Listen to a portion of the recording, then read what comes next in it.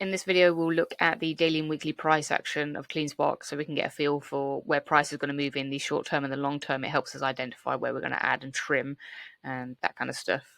Other than that, though, if you don't want to watch all of this content, long story short, I'm still bullish on CleanSpark and Bitcoin. Currently adding and moving with the volatility on both of those.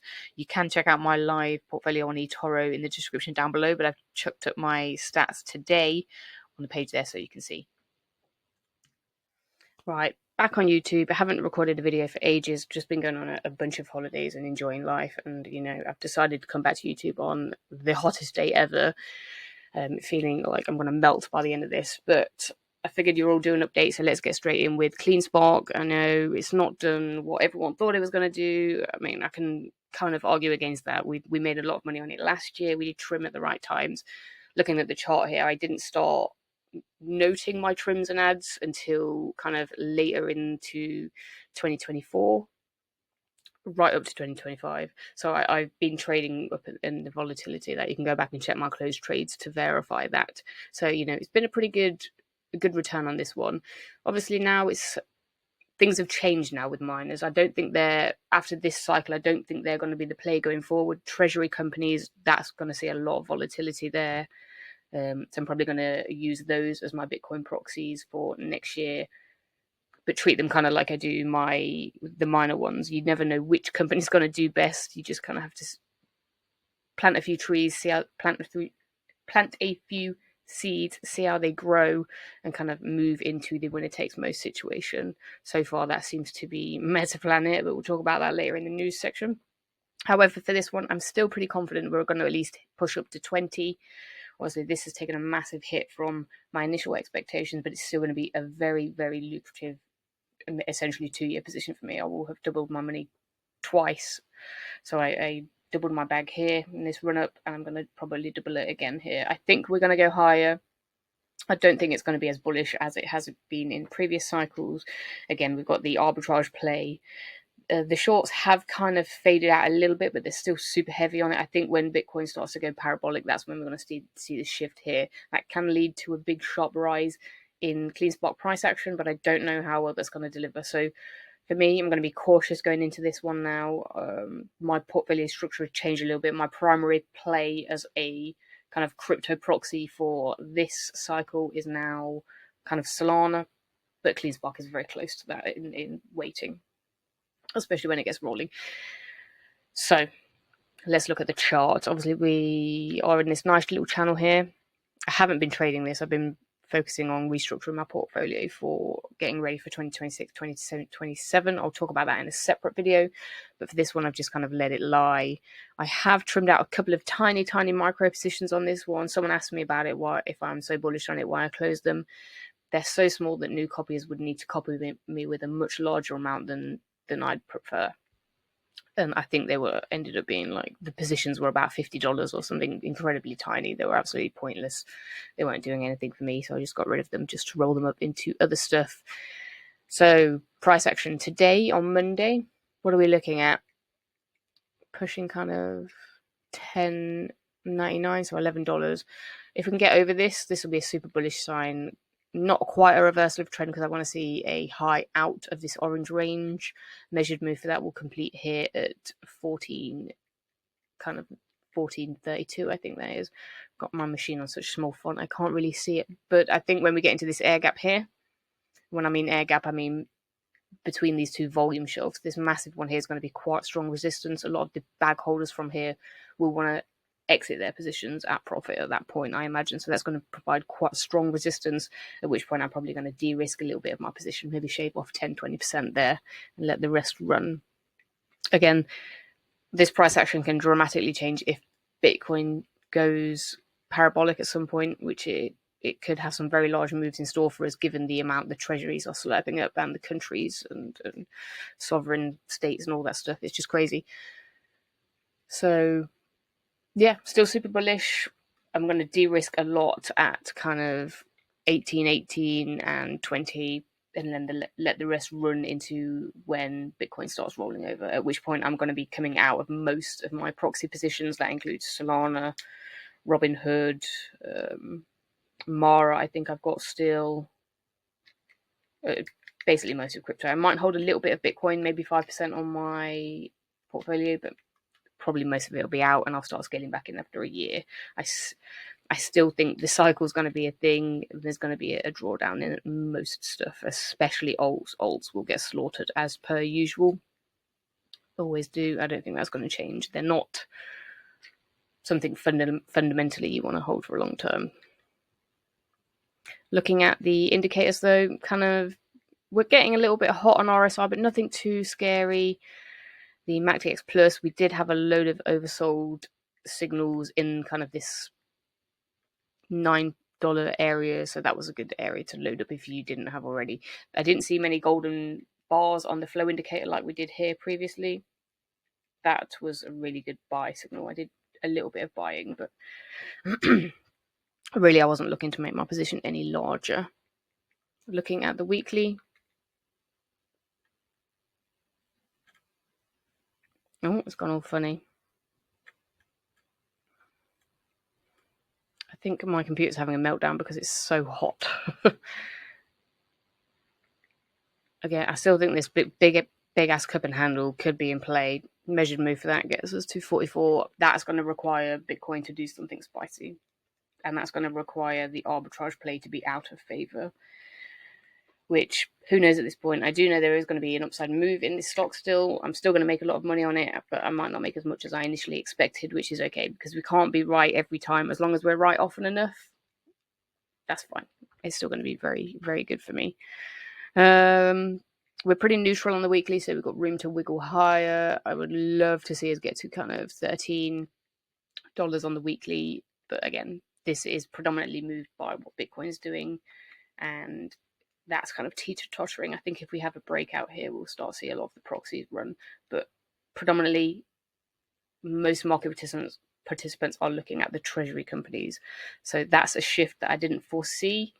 I didn't foresee how much the bond market was going to love this.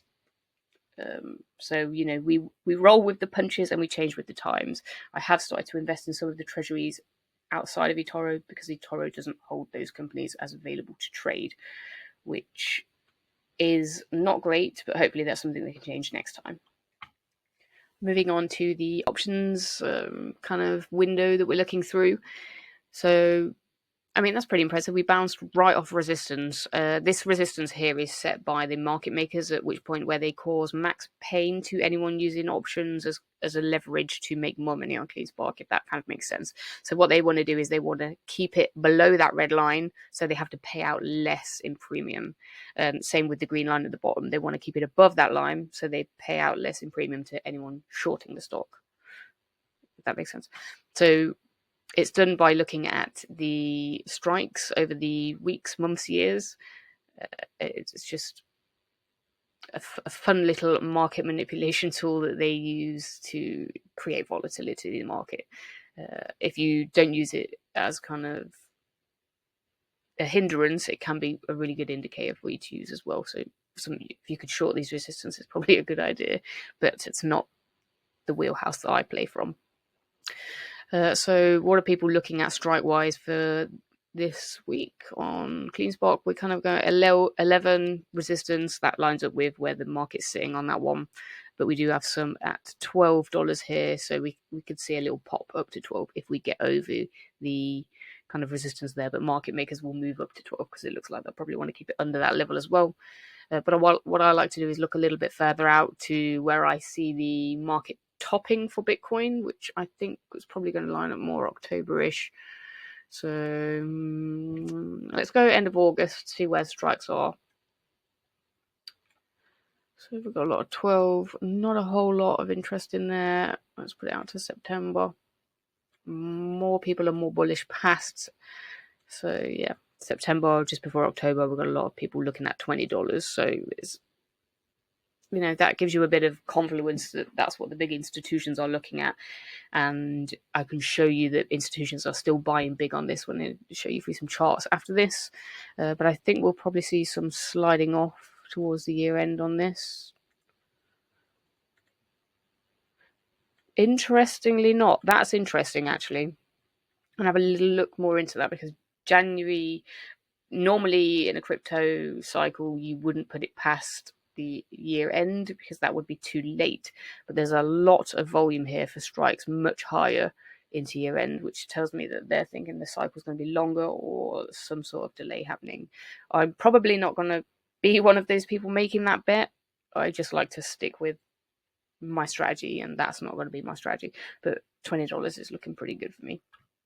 So news-wise, there wasn't too much exciting news for CleanSpark. The last really exciting piece, they had acquired that parcel of land. I haven't seen too much more on that, so I think them being quiet is actually quite a good thing. They've got their heads down doing what they're good at. I did want to point out, though, that Bitcoin treasuries have now started to overtake CleanSpark. That is just crazy how much they're gobbling up. That I never could have guessed this year we'd be seeing this much purchasing of Bitcoin. Obviously, it's what everyone that's been in crypto for years and years has been wanting, but when it sort of comes true, it's a bit like, oh my god, that's wild. The Bitcoin outstanding on OTC desks is just dropping like a rock. It's not sustainable. At some point, there's going to be a crunch, especially if this buying pace continues and more sovereign states start coming on, and pension funds, and it's going to be so hard to predict a top in Bitcoin from a fundamental aspect that I've just given up trying. But we'll look at the charts and we'll see where I'm kind of sitting on that.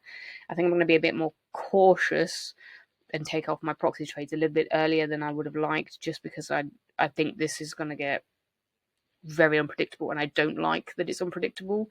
The upside potential is super high, but that makes it hard to figure out where to take profit, because you almost don't want to live on hopium and bag hold. So I've got to set some levels, so we'll talk about that as well. This kind of chart here, this is the short interest. Obviously, that's coming down a little bit, but it's still quite high. I want to see that come down more. I think when Bitcoin starts making new highs, that is going to be the case, that people start exiting their short positions on CleanSpark, because every quarter is going to be even better if price moves higher. I think this quarter is going to be banger for most miners. And this chart as well. So whilst the price is super suppressed on CleanSpark, the institutions have been buying this hand over fist. So they want some of this action still. It's just that arbitrage play creating some downward pressure. And, the Treasury's sucking up all the limelight. But I think that's going to change, and I'm still super excited about this stock. I still expect to at least double my holdings on this one. On to Bitcoin then, the driver of my focus for year end 2025. It's pretty much still following that predicted path that I have from the end of April. Obviously, we've chopped around a little bit. I think it's going to start diverting from my path. Actually, I think it's going to start making higher highs a little bit sooner, which can't hate that. But if it did make lower lows past this, I would very aggressively be buying at this point. I think Bitcoin's a steal deal at the minute. Some of the platforms like Binance have been able to manipulate price a little bit with some low liquidity trading, and whilst it's annoying, it is giving us a lot of opportunity to buy Bitcoin at cheap prices still. So this inverse head and shoulders, I'm loving this pattern. I think that's going to be my base case target for 2025. If we pull this down, that would put base case to 148. That is a lot lower than I think is going to be the end price, but that is the area where I'm going to be considering taking out most of my proxies. Like I said earlier in the video, I'm going to be a little bit more cautious going into this. I think it's going to be very unpredictable, but I'm still keen to get more up into this part of the chart. I think 177 is probably guaranteed as well, but up to here, 205, that's going to be where I'm probably going to be out of everything. So I'm going to start leveling out at 150. And if we start getting the parabolic move up to 200, that's where I'm all going to be out. I think it could go higher. I've lowered my expectations a little bit, but that's just because my portfolio now is so overweight crypto. I don't need to make those high targets. I think that's where a lot of investors get a little bit distracted. They bag hold thinking they can time the top. It is impossible to time the top. You can have a rough idea of where it is, but if you miss it and then you just end up being holding past that and it rolls over and then, oh, it's going to make a new high, and you don't, then you will end up bag holding all the way down. You need to set some levels in volatile assets like this to take those rewards off the table. Especially if you're in proxies, they act like leverage trades of Bitcoin. They will have higher return over the same time frame, but they will be even choppier. So the downside risk on that is much higher. If you don't time it right and you don't time the top and you're holding something like CleanSpark, you could be down 90% within the next year. That is just how these things trade. So just to be cautious, I'm going to start de-risking around between 150 and 200k. But I might hold Bitcoin a little bit longer because that has the lowest volatility. It's going to have the least fluctuation in its price. I know a lot of traders out there will probably disagree because they panic when Bitcoin drops 10%, but that is not actually a large move for Bitcoin. It can move 30-40% in a very short space of time and still be able to recover that. And I'm okay with that margin because I will have made enough on my proxy trades to compensate for any fluctuations there. Hopefully that all makes sense, but that is my plan. I'm constantly tweaking this since Bitcoin and my proxy trades are my priority into year end this year. That is where I'm putting most of my attention. I think they make up around about 40% of my portfolio weighting currently, and I don't intend to take that through to 2026. That is the Bitcoin and proxy stuff for me is always a trade, just because I'm trying to flatten out that volatility. I make my gains when I can make them, and then I switch to wherever the macro is telling me. So 2026, 2027, I'm more going to be energy, AI, housing, I think is going to come back. It's been pretty beat up. There's lots of opportunity out there, but it's just timing it. So hopefully I make a lot of money into year end and we can rotate that into other stuff next year. But let's look at the indicators. Nothing too exciting happening. So I'll just move this down here in case you want to see the chart. RSI is kind of flat, nothing exciting there. MACD Plus, nothing exciting there. Institutions have been absolutely gobbling this up. We don't need a chart to tell us that. We can see it with what's happening with treasuries. And the flow indicator looks really good. Let's take a look at the weekly though, just in case there's something exciting that we need to see. Again, this volume shelf for Bitcoin is pretty big. I think that's setting the current floor. If we do have a down market, that is probably going to be the base. For now, that might change going higher.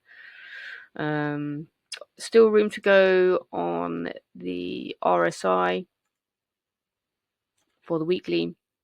I'd like to see it actually break out of this so we don't have a bearish divergence, which would be quite bullish. MACD Plus again, nothing exciting, and flow is still really good. So Bitcoin looks good to go. It's just going to be, want to keep seeing people buying the crap out of it basically, and hopefully the market makers will allow it to run soon. I think they're running out of tools to keep it down, so we'll see. Okay, so I figured because we've talked about CleanSpark and Bitcoin, I'd also touch on Solana just to round out my crypto weighting so you can understand why my portfolio is structured the way it is. This is just a trade for me. It fundamentally, the price here is ridiculous. The amount of volume transaction that runs through Solana, this should be priced far over Ethereum, which I think is overpriced, so somewhere in the middle. But regardless of that, we trimmed out a little bit here. I did originally have a fairly small position in Solana whilst I was doing my research into what was coming, what was happening with the chain, and then it peaked a little bit. I thought it was getting a little bit ahead of itself after this crazy move here from the low here. There we had a 74% move in about 5 trading days. That is, obviously I'm going to take profits on that because that's insane. Since then we've pulled down. I've added continuously on the way down around key levels. This measured move I thought would be a little bit better resistance. Obviously it didn't offer that for long, and we continued to drop, and prices just continued to drop. This one to me feels a little bit like it's purposefully being held down, ready for the ETFs to come online, just so institutions can get it a lot cheaper. I don't think this is going to be like the Ethereum ETF where they're going to have to sell a lot of what they bought ready for it. I think it's going to go the opposite way just because of what this chain is actually doing. So off these lows here, I kind of wish I'd bought more on this volume shelf because that's pretty nice. And who doesn't love a whole number? Mentally, $100 round numbers is pretty strong support. So I'm kicking myself a little bit. I didn't buy that. Great wick action off the bottom too. So other buyers really liked that. And then we've kind of come higher. We completed the measured moves we were expecting to, and then we've faded off and had a little bit of exhaustion. That doesn't concern me. I've been buying additionally as well. It's not too far under my average, which is around 160. I don't really want to add more weight to it whilst it's at my average. If it drops considerably, I will lower my average a little bit. But as it's the second largest position in my portfolio, that doesn't really appeal to me as a risk reward balance. However, measured move for the orange pattern here, it's hard to see because I'm working with quite a few patterns here, but I'm used to looking at these patterns. But the measured move for it gets us to 268. So that's going to be my primary take profit area on this one, which it has had no problem running up to before. I shouldn't really say primary. My TP1 would be a 76% return on price today, a little bit less after my average, but probably about 70% still. So that's great. And I will continue to trim to the upside on this one a little bit. Probably need to restructure these a little bit more. Some of my higher kind of patterns fall up here. Now, I don't want to be holding this all the way to this top of this measured move here at 510. I think that's entirely possible if the Mr. Market starts being sensible with what it's doing. But I think Ethereum, there's so many people super bullish on that and just waiting for it to pop. I think the narrative there could drive Ethereum price higher, but fundamentally Solana is the better chain, much better. It's not even a competition. It shouldn't be. It would make more sense if the market caps on Solana and Ethereum switched place, but Mr. Market does silly things from time to time, and that's what we're working with. This is the opportunity that we're given. But anyway, most of my trimming will be around this area. So pretty good return on the second largest weighing in my portfolio within 6 months. Can't hate that. Don't want to get greedy. Don't want to get caught back holding, but I'll probably let some of it ride just to see where it'll go. But I'm definitely not letting it go past 2026, 2025. So I don't want to be holding this after Christmas. Just to be clear. That's a wrap. If you enjoyed this content, give it a like, share with your mum, your nan, your dad, your dog, and I will see you tomorrow for Tesla Tuesday.